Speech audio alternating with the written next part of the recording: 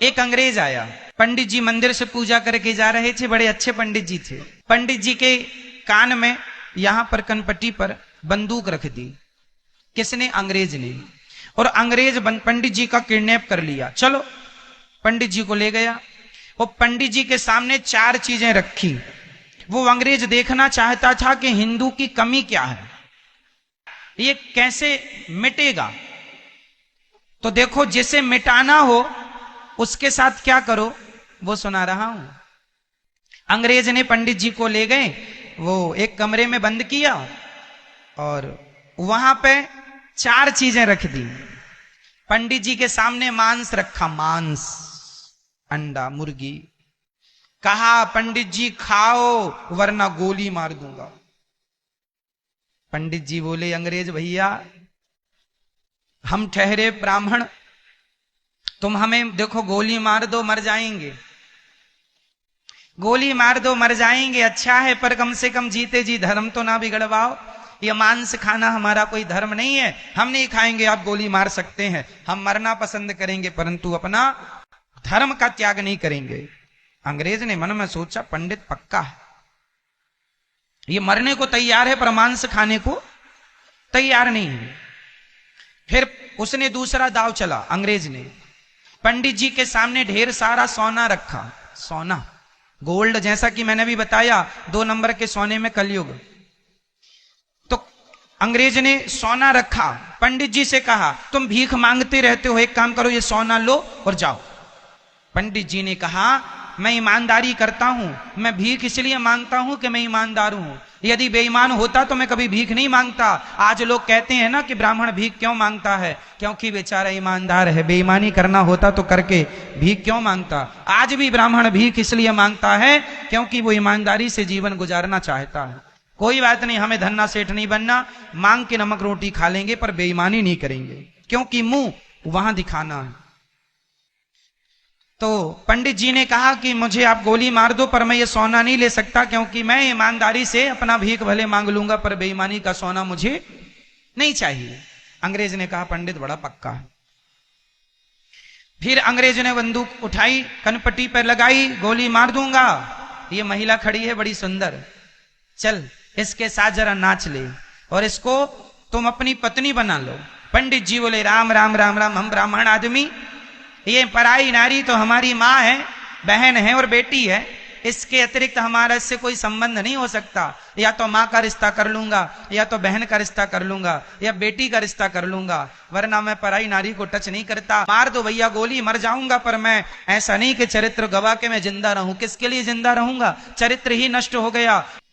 मैं नहीं जानता कि आप कैसे आदमी हैं, लेकिन आप खुद जानते हैं कि आप कैसे आदमी हैं।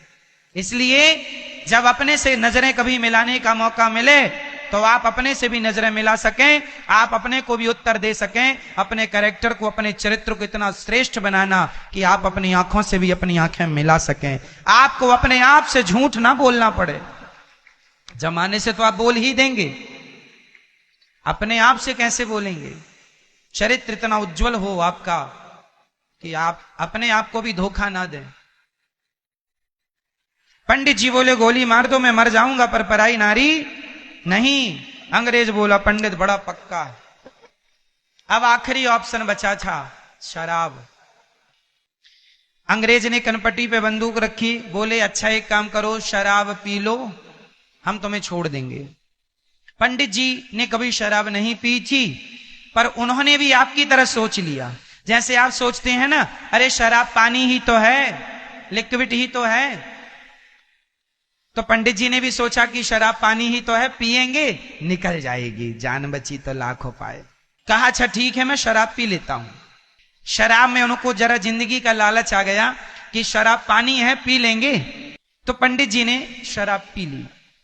पी तो ली, इंसान शराब को एक बार ही पीता है, उसके बाद फिर आप शराब को नहीं पीते, शराब आपको पीना स्टार्ट कर देती है, शराब फिर आपको पी जाती है, आप शराब को नहीं पीते। पंडित जी ने शराब पी ली और जब शराब का नशा चढ़ा तो उस नशे में पंडित जी ने वहां जो महिला खड़ी थी ना सुंदर, उसको छेड़ने लगे। अभी मना कर रहे थे, ये मेरी माँ है, बहन है, बेटी है, छेड़ने लगे। गलती पंडित जी की नहीं थी उनकी। जैसे महिलाओं को या पुरुषों को जब कोई ऑपरेशन करना हो तो डॉक्टर रीढ़ की हड्डी में इंजेक्शन लगाता है और शून्य कर देता है बॉडी को, शून्य का इंजेक्शन लगाता है ना, उस अंग को शून्य करके फिर वहां का ट्रीटमेंट करता है, ऑपरेशन इत्यादि, चीरा फाड़ी करेगा, हमें दर्द। जैसे शून्य का इंजेक्शन हमारी बॉडी को शून्य कर देता है, हमें सोचने समझने, पांव को हिलाने की क्षमता भी खत्म हो गई, उसी तरह शराब एक इंजेक्शन मान के चलो आप कि शराब एक इंजेक्शन है शून्य का, जो आपके सोचने की समझने की क्षमता को शून्य कर देता है। शराब जाके कहां प्रभाव डालती है? आपके मस्तिष्क में। और जो आपके विवेक की जो शक्ति है, सोचने की, समझने की, निर्णय लेने की, उस शक्ति पर जाके ये शराब अटैक करती है। शराब कहां अटैक करती है? आपके सोचने और समझने की यहां क्षमता पर अटैक करती है, और सोचने समझने की सारे रास्ते बंद हो जाते हैं। फिर आप समझते नहीं कुछ। फिर उस पंडित जी ने उस महिला को छेड़ना शुरू किया। वहां पड़ा मांस पंडित जी ने खा लिया, और वहां सोना रखा था, उठाए और लेके आ गए। जो पाप करने से वो डर रहे थे, जो पाप करने से वो बच रहे थे, शराब ने वो सारे पाप उनसे करा लिए। मतलब ये है कि मांस खाने वाला तो मांस ही खाएगा, मांस खाने वाला केवल मांस खाएगा, चोर सिर्फ चोरी करेगा, और पराई स्त्री पे नजर रखने वाला केवल ये गलत काम ही करेगा।